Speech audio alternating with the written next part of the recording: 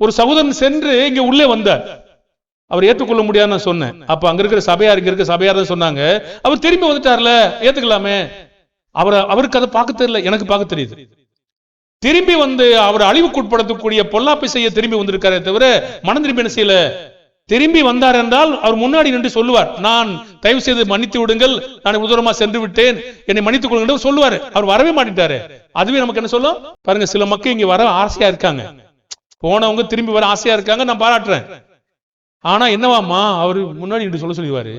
அப்படி முன்னாடி சொல்லி அழிச்சு போட்டீங்கள, அப்ப நான் பாப்பல. நீ உண்மையிலே இருந்தா மக்களுக்கு முன்னாடி மக்களுக்கு விரோதமா செஞ்சீங்கள, சொல்லு முன்னாடி என்று சொல்லு.